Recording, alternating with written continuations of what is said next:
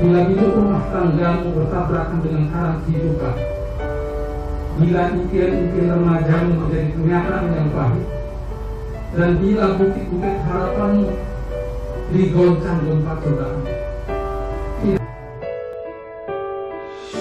Ya Abdussamad bin Rahia, zawwajtuka wa ankahtuka mahbubataka ala ibnati Fatimah Az-Zahra lil Maghrib 244 gram zahaban halan. Assalamualaikum warahmatullahi wabarakatuh. Alhamdulillah wassalatu wassalamu ala Rasulillah wa ala alihi wa sahbihi wa man tabi'ahu wa mawalah. Yang saya hormati para habaib, alim ulama, hadirin hadirat, para tamu, bil khusus sahibul bait, sahibul hajat, beserta seluruh keluarga besar. Insyaallah kita semua dimuliakan Allah Subhanahu wa taala. Amin ya rabbal alamin. Yang pertama, inilah model bagi bapak ibu yang mau menikahkan anak. Tirulah acara yang sedang dibuat hari ini. Nanti ketika acara akad itu, maka khutbah nikah saja, tak lagi perlu ada nasihat pernikahan. Karena beberapa pengalaman saya pribadi, nasihat pernikahan di acara akad itu hanya pelengkap penderitaan saja. Acara sudah banyak dari awal, orang pun sudah capek lelah, ditambah lagi pengantinnya stres karena akadnya macet-macet, makan siangnya lama. Jadi ketika nasihat pernikahan itu pun mempelai itu tak lagi siap menerima nasihat. Sebagiannya sibuk selfie-selfie saja. Jadi cocoknya memang seperti ini. Sehari sebelum menikah atau 2 hari, kumpulkan kedua mempelai, disitulah sampaikan nasihat pernikahan. Yang sudah nikah, sudahlah itu, jangan diulang lagi. Maksudnya yang akan datang, yang mau menikahkan anak, keponakan, tiru format ini. Mau menikah sehari 2 hari, kumpulkan. Di Malaysia namanya ada kursus perkahwinan. Laki-laki perempuan yang tidak lulus seleksi kursus perkahwinan, dia tak boleh nikah. Karena dia tidak tahu apa syaratnya, apa rukunnya, apa kewajibannya. Nanti ketika terjadi macam-macam, dia tak faham. Sedangkan main bola aja, itu pemain bola mesti tahu apa namanya handball, apa namanya outside, mana kiper, mana striker, mana wasit. Kalau tidak, dia kacau. Oleh sebab itu maka kedua mempelai ini dipahamkan sebelum masuk ke pernikahan, diberi dulu nasihat pernikahan. Ini ide kepada bapak-bapak Kementerian Agama, supaya anak-anak muda kita sebelum menikah, dia mesti dulu paham pernikahan. Maka dibuatkan nanti kursus pernikahan. Perda, peraturan daerah Sumatera Selatan, tidak boleh menikah sebelum lulus kursus pernikahan. Pemateri 1, Habib Mahdi. Pemateri kedua, Kiai Haji Kemas Muhammad Ali. Pemateri 3, Habib Qasim. Pemateri dari luar provinsi, Ustadz Somad.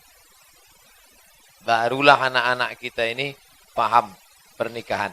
Ini yang pertama. Yang kedua, wahai kedua mempelai, kalau ada dua-duanya alhamdulillah. Kalau tak ada, ceritakan kepada calon istrimu. Kalau tak bisa menceritakannya, insya Allah rekamannya ada. Kamera itu hidup kan? Nah, tinggal kalian tonton aja bersama nanti. Walaupun sudah bercucu, bercicit, sama cucu-cucu kalian tonton bisa.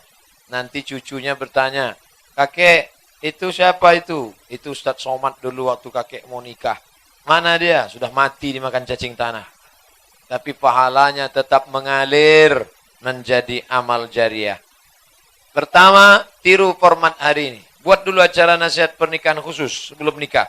Yang kedua, wahai mempelai laki-laki, ingat bahwa pertemuan antara Resti dan Aldo namanya tertulis di surat undangan, ini sudah dituliskan Allah khamsina alfasanatin qabla an yakhluqas samawati wal ard. Nama kalian sudah tertulis di Lauhil Mahfuz 50.000 tahun sebelum Allah menciptakan langit dan bumi. Besok banyak karangan-karangan bunga tertulis nama Resti dan Aldo. Selamat menempuh hidup baru. Selamat mengharungi bahtera rumah tangga. Tapi sebenarnya itu tulisan baru kemarin dibuat. Tulisan yang lama kekal abadi. Ditulis di Lauhil Mahfuz 50.000 tahun sebelum Allah menciptakan langit dan bumi. Ini tidak hanya berlaku bagi pengantin baru, tapi juga insya Allah valid untuk pengantin yang lama. Supaya jangan sampai salah jawab. Ini banyak bapak-bapak, ibu-ibu ini salah jawab. Kalau ditanya sama anaknya, papa dulu di mana jumpa sama mama? Salah sambung.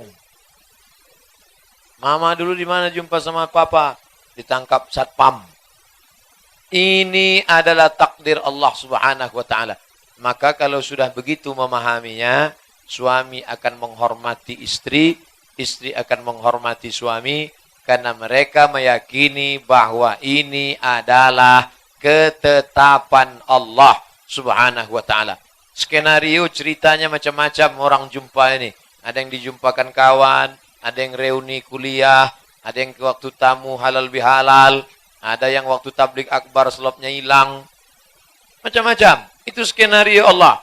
Tapi bahwa finalnya menepati takdir yang sudah tertulis 50.000 tahun. Ini mesti dicamkan, ditanamkan dari lubuk hati yang paling dalam. Di dalam sumsum otak kepala kita. Di dalam benak kita. Bahwa ini ketetapan Allah. Makanya ayat itulah yang dipilih, ditulis di surat undangan ini. Jangan tulis ayat di surat undangan. Kan nanti kalau sudah berhenti ini akan diserak-serak, akan di jalan diinjak-injak. Maka tulis terjemahannya. Surat Ar-Rum ayat 21. Bunyi ayatnya tak ada ditulis. Wa min ayatihi an khalaqalakum azwajan min anfusikum. Di antara tanda-tanda kebesaran Allah diciptakannya bagi kamu pasangan-pasangan. Pahamilah wahai mempelai laki-laki, wahai mempelai perempuan, bahwa yang ada di samping engkau besok itu adalah pasangan yang sudah ditetapkan Allah dalam surat Ar-Rum ayat 21. Masuk poin yang ketiga. Yang ketiga, litaskunu ilaiha. Wahai anakku Adinda Aldo, wahai Adinda Resti, sebelum ini hati kalian risau. Orang yang belum menikah itu risau. Siapalah agaknya pangeran yang akan datang ke rumah ini. Ini perahu siap sudah. Kapten kapal siapalah nakhoda yang akan singgah kemari. Maka setelah menikah, Allah berfirman dalam surat Ar-Rum 21. Litaskunu ilaiha. Hati kalian pun menjadi tenang. Man istata'a minkumul ba'ah. Siapa di antara kalian yang sudah mampu menikah, falyatazawwaj, menikahlah. Untuk apa menikah? Fa innahu aghaddu lil basar. Nikah itu menjaga mata. Wa ahsanu lil farj, menjaga kemaluan. Selama ini engkau Adinda, Ananda, keponakan kami, sahabat kami, Aldo, mata belum lagi menunduk. Tapi setelah menikah besok, maka menunduklah mata. Coba engkau perhatikan tamu-tamu nih. Mana yang menunduk, itu udah nikah. Mana yang agak kata, itu belum nikah. Karena Nabi mengatakan, Ustaz, suami saya sudah nikah pun kenapa tetap mendongak? Berarti gatal. Karena kata Nabi, kalau menikah, aghaddu lil basar, menundukkan pandangan, wa ahsanu lil farj, menjaga kemaluan. Bagaimana dengan kami yang belum sanggup menikah, Pak Ustaz? Faman lam yastati, kalau tak sanggup, fa'alaihi bisawm. Banyak-banyak puasa sunat. Adik-adik yang masih kuliah, kalian banyak-banyak puasa sunat. Dengan banyak puasa sunat itu, bukan berarti nafsu tak ada. Nafsu ada, tenaga tak ada. Cantik pun cewek itu tak nampak. Berkunang-kunang. Tak nampak, gelap bayangan. Nah, oleh sebab itu maka dianjurkan menikah. Siapa yang tidak menikah, kata Nabi, laisa minna. Siapa yang tidak menikah, ana atqakum, aku orang paling takut pada Allah. Akhsyakum, aku orang yang paling takut takwa kepada Allah. Atazawwajud nisa, aku menikah. Faman raghiba an sunnati, siapa yang tak mau menikah, falaisa minni, maka dia bukan golonganku. Mudah-mudahan dalam nasihat ini bagi yang belum menikah, semangat dia untuk memicu semangat menikah. Karena kata ada sebuah tulisan, orang yang tidak menikah umur 30 sampai 35, itu dia mulai bimbang. Nikah apa tidak nikah? Nikah apa tak nikah? Nikah apa tak nikah? Kalau udah 35 ke 40, mulai menikmati kesendirian. Itu banyak orang 35-40 tak nikah. 40 ke selanjutnya, itu bangkit semangat baru. Yang udah nikah pula mau nikah sekali lagi. Tapi tak semua. Tujuan dari nikah adalah anak-anak. Kata Nabi izamatal insan dalam kitab Sahih Muslim. Kalau meninggal manusia inqata'a, putus. Tapi ada yang tak putus. Di antara yang tak putus itu waladun salihun. Nanti serahkan anak itu kepada Habib. Masukkan pondok tahfiz Quran, berproses mendidiknya. Man ala salasa banatin, siapa yang mendidik 3 anak perempuan, cantik-cantik, gadis-gadis, lucu-lucu, fa'addabahunna, dididik dengan pendidikan pesantren, wa ahsana ilaihinna, dibuat baik, wa zawwajahunna, nikahkan dengan orang baik-baik, wa ahsana ilaihinna, buat baik sampai mati, falahul jannah, maka surgalah baginya. Menikah ini pintu surga. Karena dengan menikah akan dapat anak. Anak itu membuat amal kita tak putus. Maka pahami wahai Resti dan Aldo, pernikahan kalian ini hanya jalan saja. Tujuannya adalah mendapatkan anak-anak yang soleh dan solehah. 8. Man tazawwaja, siapa yang menikah, faqad istakmala nisfal iman. Siapa yang menikah, dia sudah menyempurnakan setengah iman. Saya tak tahu siapa hadirin hadirat ini yang belum menikah. Jadi setiap saya cerita belum nikah jangan tersinggung. Karena saya tak tahu, demi Allah saya tak tahu. Dan saya termasuk penceramah yang tak pandai singgung menyindir, sindir menyindir. Saya orangnya to the point, langsung-langsung saya. Tak pandai pakai kalimat berbunga-bunga belok kiri kanan. Langsung saja. Setakwa-takwanya kalian, orang belum menikah, maka imannya setengah. Hadis riwayat Tabrani. Man tazawwaja, siapa yang menikah, faqad istakmala nisfal iman, dia sudah menyempurnakan setengah iman. Falyattaqillaha fan nisfil baqi, takutlah kepada Allah pada bagian berikutnya. Jadi diri kita ini 2, takwa 50%, nikah 50%. Setakwa-takwanya orang, serajin-rajinnya puasa sunat, serajin-rajinnya tahajud, imannya setengah. Bapak ibu yang sudah menikah, itu sudah setengah. Tambah lagi takwa. Engkau wahai saudaraku Aldo, sampai besok jam 8 pagi, imanmu masih setengah. Jam 8 akad. Setelah besok, aku nikahkan engkau dengan anakku dengan mahar sebentuk cincin emas tunai. Sah. Barulah naik 2 mata full. Sempurna imanmu besok. Kami yakin engkau sudah bertakwa. Takut sama Allah, tapi tak sempurna sebelum menikah. Maka menikahlah, kata Nabi sallallahu alaihi wasallam. 9. Ada 5 kewajiban engkau wahai Adinda Ananda Aldo yang merupakan hak Resti. Maka Resti mesti tahu, ini 5 ini wajib engkau dapat. Yang pertama, makan. Mesti makan. Apa makannya? Terserah. Mau empek-empek, ayam penyet, pecel lele, itu terserah. Yang penting makan. Yang kedua, pakaian. Wahai Adinda Aldo, kau berilah Resti pakaian. Karena sekarang banyak perempuan yang suaminya tak mengasih pakaian. Ada yang mengasih kain belum selesai dijahit. Ada bini itu tingginya 170, dikasihnya kain 70. Ada roknya sudah ada, tapi rupa memasang resleting. Maka kau kasih pakaian. Tertutup semuanya. Yang boleh nampak cuman wajah dan tapak tangan. Ini bagian atas boleh. Zahiruha wa batinuha. Makan, pakaian, tempat tinggal. Kalau belum sanggup, belum mampu, Allah saja tak membebani. La yukallifullahu nafsan illa wus'aha. Yang keempat, pendidikan. Aslinya engkau yang mendidik istrimu. Habis maghrib, menjelang isya, panggil dia. Baca Quran. Aku mau mendengarkan tajwidmu. Idgham, ikhfa, qalqalah, gunnah, bila gunnah. Tapi karena kita tak sanggup, serahkan kepada para habaib. Di Palembang ada pengajian ibu-ibu. Suruh dia. Aku tak bisa mengajar engkau Adinda. Aku ngaji dengan grup bapak-bapak. Engkau mengaji dengan grup ibu-ibu. Pergi sana. Ini banyak ibu-ibu mengadu, Pak Ustadz. Suami saya tak ngajar saya. Ada kau diajarnya di rumah? Tidak. Ada disuruhnya pengajian? Tidak.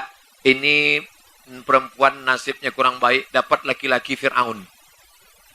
Oleh sebab itu, wahai Adinda Aldo, maka kalau engkau sanggup, engkau mengajar. Kalau kau tak sanggup, bawakan ke pengajian ibu-ibu. Palembang ini negeri para ulama. Palembang ini negerinya para habaib. Tidak ada alasan istri tak mengaji. Antarkan dia pengajian. Kasih dia motivasi pengajian. Rekamkan MP3. Dengarkan MP4. Berikan paket 4 giga. Suruh dia tonton. Ceramah siapa? Macam-macam.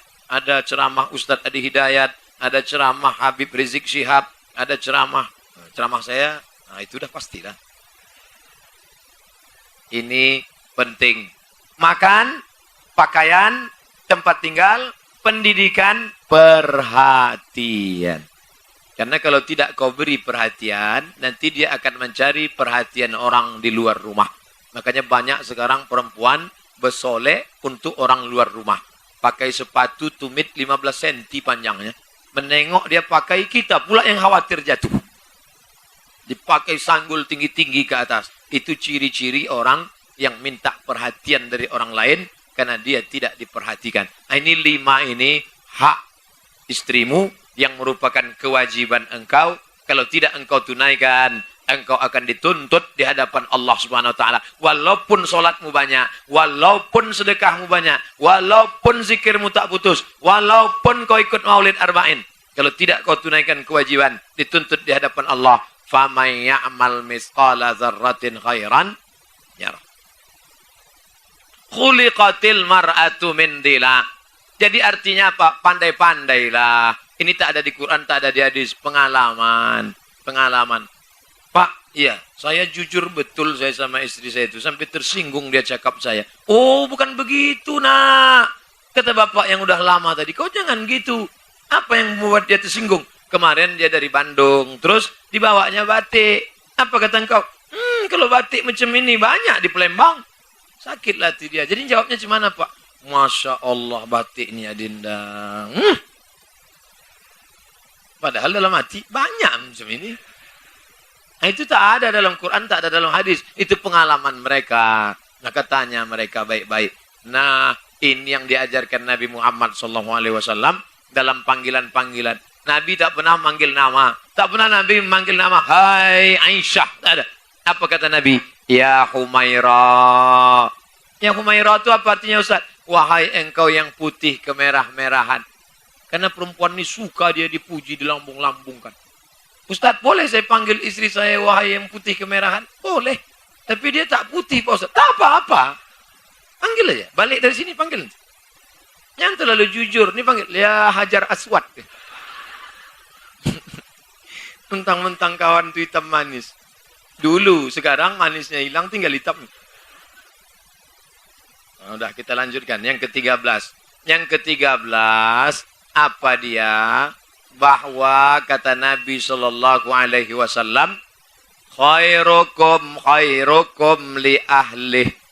Orang yang paling baik di antara kalian bukan ustaz. Yang paling baik di antara kalian bukan yang hafal Quran. Yang paling baik kata Nabi, khairukum li ahlih. Orang yang paling baik kepada keluarganya.